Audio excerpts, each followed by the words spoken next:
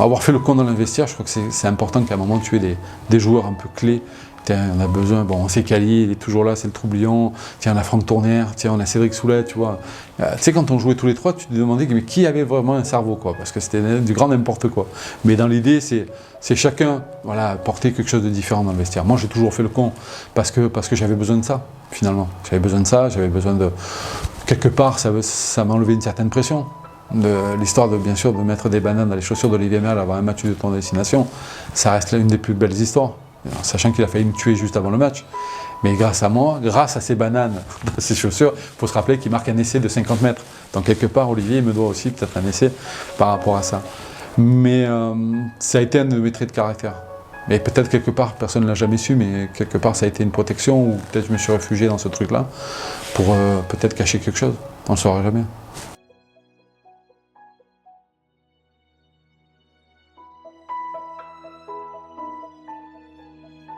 Je t'assure, le match c'est un jeu de passe. Alain Caussade, Jérôme Gagnon, Alain Caussade, c'est un jeu de passe sans arrêt, d'intervalle, de passe, qui te fait vraiment plaisir. Par contre, au devant, là, ça plongeait de partout. On voyait d'ailleurs très souvent une perruque blonde qui se relevait avec un peu de sang à droite, un peu de sang à gauche, mais il avait le ballon sous le bras, il avait récupéré le ballon, enfin c'était énorme. Ce match, comment on peut le qualifier? Énorme.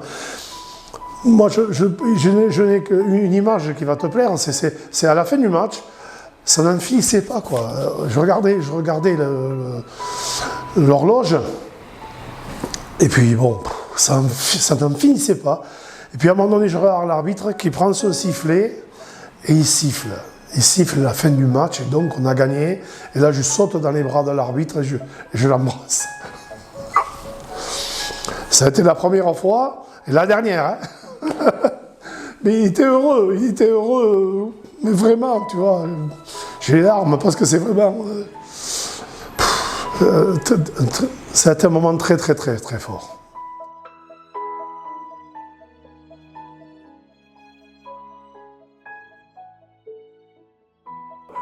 Sur les séances de vraiment répéter deux mêlées, mais vraiment d'usure, à un moment donné, je sens que la mêlée va partir, et là, je me revois, même l'endroit, je peux aller le montrer au Parc des Princes, et puis là, tchou, ça y est, sur un pilier, sur un coup de rein, hop, ça décolle.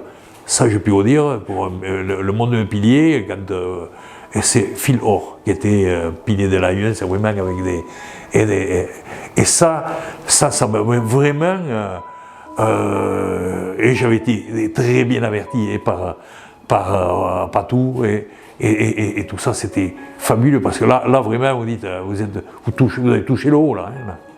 De cette mêlée, on part sur la touche. Et sur la touche, là, le second de ligne, donc, qui était derrière Phil Or, qui à un moment donné essaie de me descendre, de me descendre. Là, les gens ne le voient pas. Ça fait une bagarre, je dirais, générale, enfin bon, les 5 contre 5, et l'arbitre, qui m'avait déjà averti sur une touche où, à la Lourdaise, on avait fait une roulotte.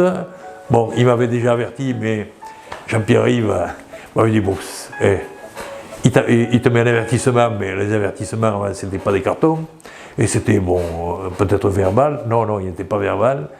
Et là, donc, quand on croisait les gants, on est 5 contre 5, il me revoit encore là devant, et là, il me dit off. Et c'est le carton rouge, et là, ouf.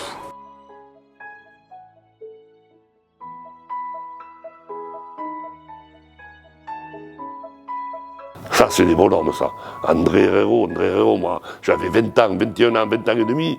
Je prends une touche, je ce type en face. Hein. Moi qui, bon, j'avais pas des idoles, mais je l'avais vu jouer contre mon frère, j'étais cadet à Prades. Tous les deux, ils s'étaient foutus, mais alors, ils avaient fait un match tous les deux. Et alors, ils s'étaient foutus. Et ce mec m'avait, enfin, quelque part, il m'impressionnait, quoi. J'ai dit, enfin, j'aimerais être comme lui un jour. Et ce jour, je joue contre lui.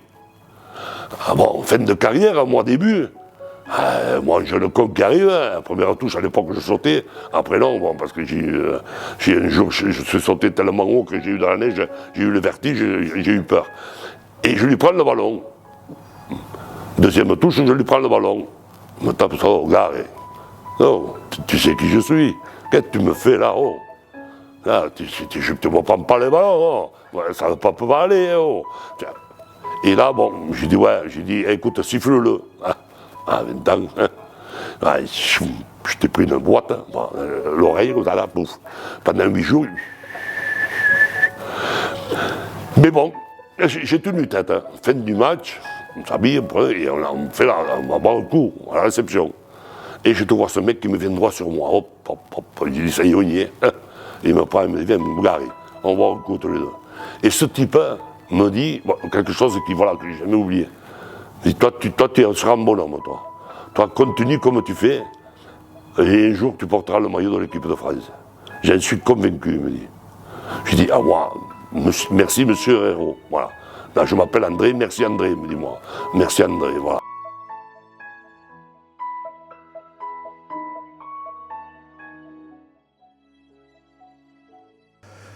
Moi, je prends ce ballon à la dernière minute, 2 minutes avant la fin, de lancer. Alors, si on le refait 1000 fois, je marque.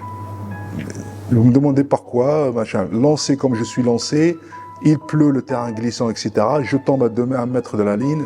En principe, on glisse 2 mètres. Et donc là, Philippe Saint-André me tombe devant. Et je tombe comme une merde, mais je ne fais pas 1 centimètre. Sauf que je tends le bras. Je la mets sur la ligne. Après, avant, on peut en parler de ce que je pense avoir marqué. Mais la réaction de l'arbitre était de suite une mêlée. Il n'y a pas, on va regarder, etc. Il fallait se relever, prendre James Small qui n'est plus là malheureusement, donc je le relève. On refait la mêlée, pas cette mêlée, mais certaines mêlées, on le faisait 4-5 fois, l'arbitre ne siffle pas, enfin, voilà. Mais on sent qu'il y a quelque chose, on sent que c'est indépendamment de moi. Et je me rappelle de ce qu'il avait dit, Pierre Berbizier, avant à la remise des maillots, c'était d'ailleurs son anniversaire. Et il avait... moi, je commence à avoir de la bouteille, quelques joueurs, ils nous appelaient les cathédrales. Bon, moi, le minaret peut-être pour moi, parce qu'il disait que si vous fléchissez vous, l'équipe fléchit. Et donc, il était beaucoup plus exigeant. Et donc, à la remise des maillots, il me dit à moi, Abdel, j'ai un peu la boule au ventre, il me dit, Abdel, quoi que tu fasses, ça sera ton maktoub, ton destin. Et ce mot destin, je pense que c'est ce qui était prévu pour cette Coupe du Monde. Je me suis aperçu, alors quand on est rentré au vestiaire, frustré, tout le monde gueulait dans le vestiaire, Abdel, marqué, l'arbitre, je me lève et je dis, j'ai pas marqué. Pour qu'on arrête cette souffrance.